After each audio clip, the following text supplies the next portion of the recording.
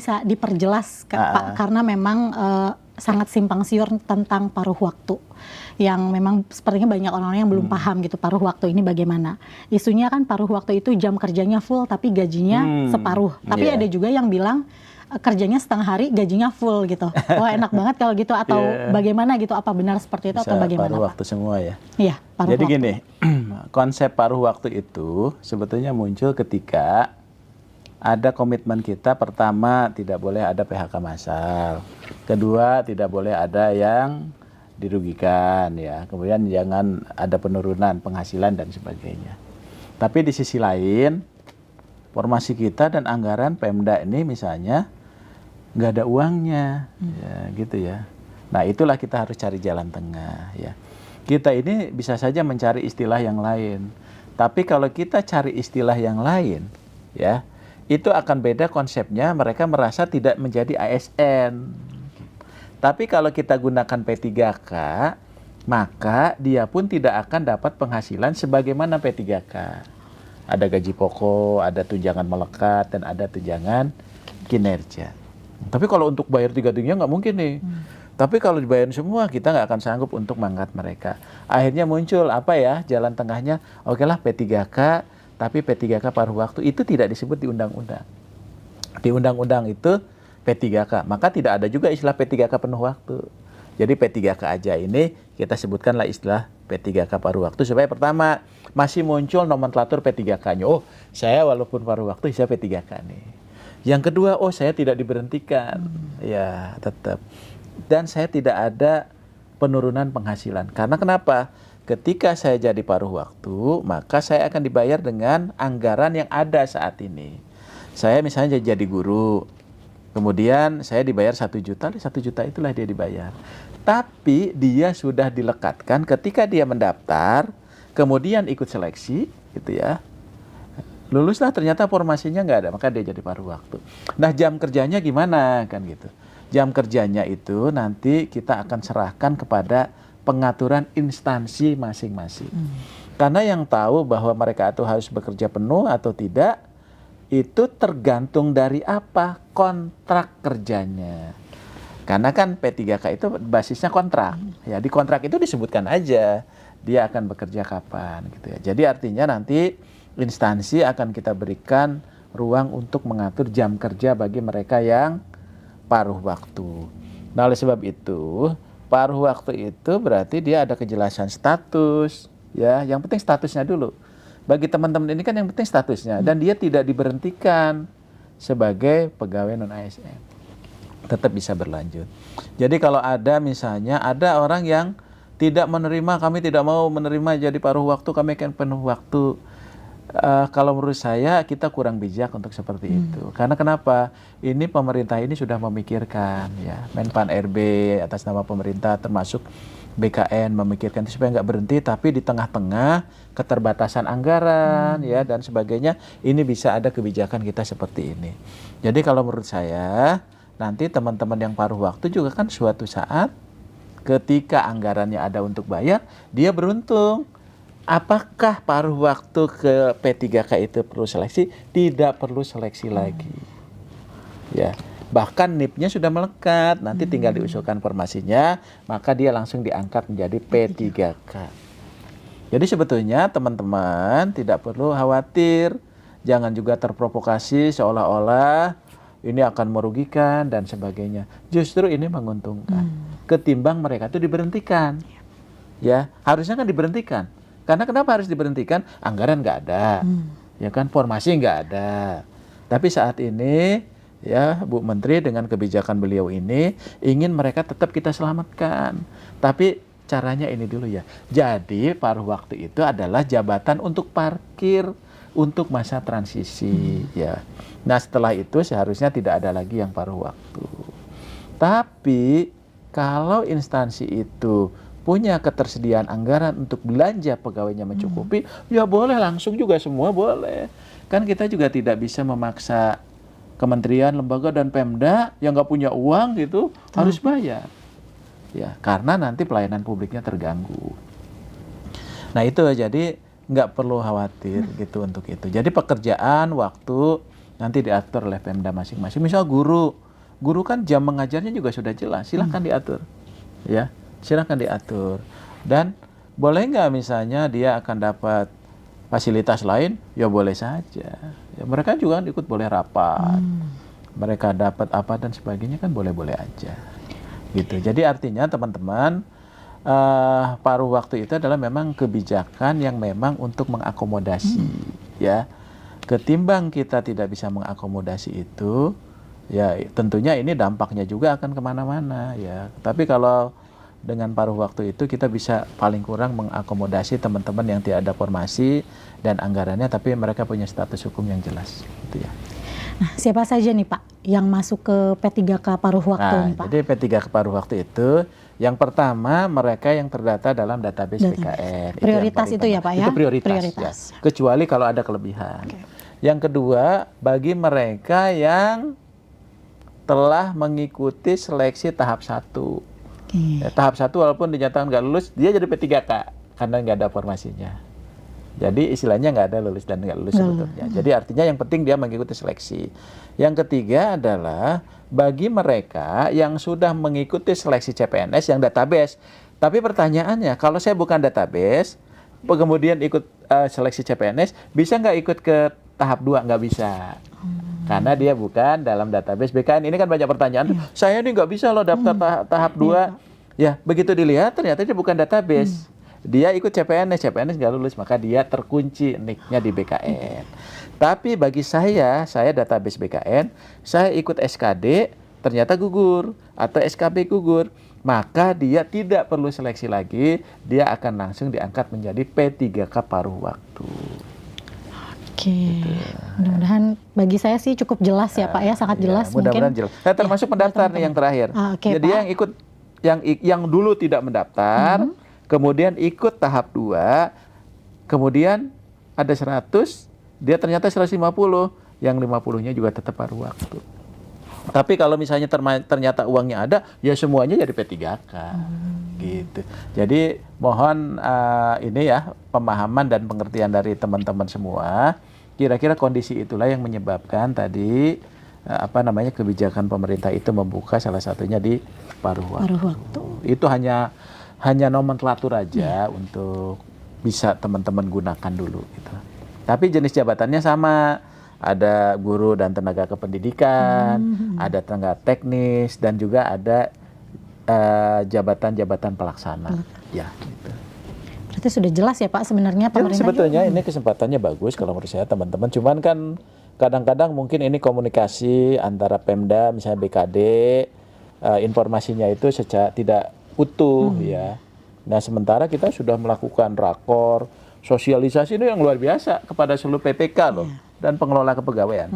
Gitu. Seharusnya bisa tersampaikan dengan baik ya Pak. Harusnya begitu. Ya mudah-mudahan lah. Mudah-mudahan ini sampai 20 Januari 2025 ini teman-teman yang 1,6 itu bisa terangkut semua. Terima kasih yang sudah subscribe. Bagi yang baru menemukan channel ini, like videonya, klik lonceng, dan hidupkan notifikasinya. Jangan lupa di-subscribe. Oke, ini ada pertanyaannya gini Pak. Dia sudah bekerja nih selama 2 tahun, tetapi dia tidak terdata dalam database. Itu tuh jadi dimaksud masa kerja minimal 2 tahun itu dihitungnya tuh dari kapan? Gitu, Pak? Jadi kalau sebetulnya yang prioritas itu selalu disampaikan Bu Menteri itu database BKN, karena itulah yang menjadi komitmen. Tapi juga misalnya kalau ada yang memenuhi syarat, ya boleh juga, tapi tidak prioritas. Jadi artinya 2 tahunnya dihitung mana ya? Dihitung kalau kembali ke Permen 6 2024 itu ketika saat mendaftar kan gitu ya Pak, saat mendaftar. Tapi ini sebetulnya saya melihat Pak Waka ya, yang dominan itu ya memang teman-teman database BKN gitu ya. Jadi mungkin tidak terlalu banyak gitu ya. Dan itu juga tidak melebihi data yang ada dalam database BKN. Betul. Bahkan masih kurang ya Pak, masih di bawah ya data Pak Waka tadi. Masih di bawah itu. Jadi artinya ya memang dihitungnya kalau kita kembali ke Permen 6 itu pengalaman itu sampai dengan pada saat dia mendaftar. Dan harus dilakukan secara aktif dan terus-menerus.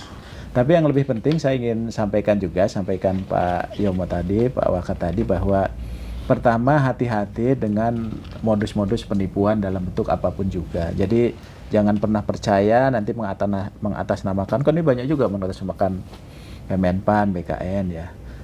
Terus yang kedua yang penting adalah kita kan sudah melewati masa pendaftaran ya, jadi tolong Panselda ya itu juga betul-betul bijak ketika melakukan seleksi administrasi.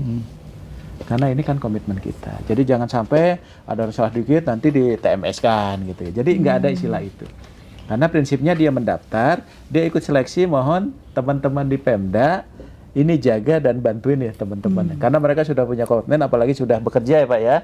Khususnya bagi mereka yang sudah terdata dalam database BKN. Jadi betul-betul nanti teman-teman ini diberikan ruang, karena inilah kesempatan besar bagi mereka untuk menjadi P3K atau P3K paruh waktu, supaya tetap pelayanan publik kita bisa berjalan, kemudian juga status mereka itu menjadi jelas ya. Tapi tadi kita pun sama-sama, baik teman-teman pegawai ASN, baik pemerintah, menjaga ini sesuai ketentuan peraturan perundangan ya Pak ya. Jadi kalau kesempatannya ini sudah cukup luas lah bagi kita ya untuk memberikan ruang. Tapi ya tadi sampai 20 Januari itulah yang ada. Berarti kita akan stop di situ ya Pak ya. Stop di situ. Nggak akan ada perpanjangan lagi nih Pak. Mudah-mudahan. Karena ini saya kira juga ini kan terkait jadwal ya Pak ya. Jadi kalau kita perpanjang terus ini kita nggak akan selesai. Terus juga ini perlu kami sampaikan. Kemarin kami Pak Waka, kami runtut tuh. Ternyata banyak sekali sosialisasi, rapat koordinasi lebih dari 10 kali yang kita lakukan dengan Pemda. Terakhir kami dengan Pak Kepala BKN, dengan beliau juga, dengan Pak Waka, itu dengan seluruh kementerian lembaga, termasuk coaching klinik. Jadi kita ini udah sangat teknis, ada 4-5 kali coaching klinik Pak, dari mulai 2023 ke seluruh Pemda-Pemda, supaya dia mengoptimalkan tenaga non-ASN-nya. Jadi arahan Bu Menteri, coba ini disosialisasikan terus. Dan itu sudah kita lakukan. Dan terakhir, ketika ada Kemenpan 15, 16, termasuk jadi surat Pak Mendagri dengan surat Bu Menpan, itu khusus tuh BKN, ya Pak Kepala, Pak Waka dengan timnya itu langsung bergerak. Termasuk juga Bu Menteri menyapa juga teman-teman dari Pemda itu supaya memotivasi, ayo lakukan tata kelola ini dengan baik dan memberikan kesempatan yang seluas-luasnya. Gitu. Jadi Silakan. tentu saya berpesan pertama kepada instansi ya. Mohon kami pemerintah pusat dalam hal ini Kementerian Pan-RB, Kementerian Dalam Negeri, BKN didukung upaya atau niat baik kita untuk mengakomodir mereka yang memenuhi syarat untuk bisa diangkat menjadi P3K maupun PNS ya. Karena luar biasa seleksi tahun 2024 dan 2025 ini hampir tidak berhenti. Tapi ini karena memang diniatkan dengan baik supaya kesempatan yang sama bagi warga negara itu tetap kita junjung tinggi untuk bisa menjadi aparatur sipil negara. Maka laksanakanlah ketentuan-ketentuan sebagaimana diatur di dalam regulasi. Dan kami mohon juga para tenaga non-ASN ya, tentunya ikuti terus informasi-informasi yang resmi dari Kementerian Pan-RB, kemudian dari BKN. Pokoknya jangan mau diiming-imingi ya, yang itu justru malah merugikan mereka-mereka sendiri. Banyak korban yang karena dia ingin cepat bisa diangkat, segala cara dilakukan, mengeluarkan biaya dan sebagainya, itu menjadi tidak bagus. Kalau ada pertanyaan, ada informasi yang ingin diperoleh, silahkan, kita sudah membuka informasi melalui medsos di Kemenpan maupun di BKN ya. Jadi jangan takut untuk nanya, kami akan berikan informasi dengan sejelas-jelasnya. Itu Mbak Dewi. Iya, terima kasih Pak. Jadi memang kita juga nggak boleh abai ya Pak ya, apalagi maksudnya saat-saat seperti ini memang kita harus terus mengikuti informasi-informasi yang harus resmi ya Pak ya, harus resmi, jangan mudah percaya juga tadi ya Pak ya. Apabila ada yang mengiming-imingi, oh ini pokoknya pantau terus situs-situs resminya Kemenpan RB dan BKN ya Pak ya. Pertanyaan terakhir Pak, selain tadi kita memang jangan mudah percaya dengan yang diiming-imingi itu ya Pak, mungkin ya janji-janji palsu itu Pak, mungkin pesan Bapak ini untuk instansi pemerintah terkait penataan pegawai non-ASN. Mungkin Pak Yobo dulu, silakan Pak. Terima kasih Mbak Dewi. Jadi sekali lagi saya ingatkan kepada teman-teman di instansi pemerintah maupun pusat, terutama BPK ya, kita membangun komitmen bersama dalam satu framework yang sama. Mari kita selesaikan penataan tata kelola ASN ini secepat-cepatnya, sebaik-baiknya, ya seobjektif-objektifnya, sehingga kesempatan mereka untuk menjadi aparatur sipil negara itu segera terwujud. Ini menjadi tanggung jawab moral kita bersama. Itu Mbak Dwi. Mungkin dari Pak Arya sekarang? Ya, jadi mungkin prinsip dasarnya bahwa yuk kita jalankan mandat undang-undang. Ya, undang-undang itu memandatkan bahwa kita selesaikan. Basis dari penyelesaian itu adalah database BKN. Supaya kita ada landasan pedoman untuk melakukan itu. Dan kita tidak melebihi dari 1,7. Nah, oleh sebab itu, ini kan sudah optimal sampai 20 Januari 2025 ya. Jadi harapannya tadi kerjasamalah dari Pemda ya, dari kementerian, lembaga dan pemerintah daerah untuk sama-sama mengawal kali ini kerja bersama ya. Jadi walaupun tadi ada problemnya teman-teman di daerah, tapi kan kami juga dengan BKN ikut gabung di situ untuk menyelesaikan. Tapi ini untuk yang terakhir ya Pak ya. Jadi setelah ini mungkin jangan ada lagi. Dan yang terakhir bagi teman-teman pegawai non ASN, yuk ikuti aja prosedur saat ini. Jadi nggak perlu khawatir. Yang penting teman-teman mendaftar, ya, mendaftar, kemudian ikut seleksi. Makanya tadi mudah-mudahan seleksi administrasi juga ya dilancarkan lah semuanya. Yuk kita dukung teman-teman pegawai non ASN yang sudah mendaftar itu. Kemudian nanti jadilah nanti ASN-ASN yang tadi yang memiliki integritas, yang berakhlak lah, gitu ya, berakhlak. Nah, termasuk nanti ada tugas Pak. Selanjutnya pengembangan kompetensinya, pendidikannya diperbaiki, ya, kompetensinya ditingkatkan dan sebagainya. Termasuk nanti dampaknya ke pelayanan publik. Ayo teman-teman semua, ya, dengan kesempatan ini kami dengan Pak Waka ngajak teman-teman Pemda untuk kita bersama-sama menyelesaikan ini. Termasuk juga teman-teman yang pegawai non ASN yang sudah mendaftar, tetap semangat. Sekali lagi terima kasih atas waktunya Pak Yomo, juga terima kasih. Semoga jawaban-jawaban yang disampaikan oleh Pak Aba dan Pak Yomo ini dapat disimak dan didengarkan dengan baik-baik ya, dan mudah-mudahan semua pertanyaan ini dapat terjawab dengan semestinya gitu. Sekali lagi terima kasih Bapak, terima kasih sudah meluangkan waktunya pada podcast siang hari ini. Sampai bertemu di episode Pojok Bisa Tanya Kebijakan Pak RB selanjutnya bersama saya Hardianti Pratiwi. Terima kasih. Wassalamualaikum warahmatullahi wabarakatuh. Waalaikumsalam.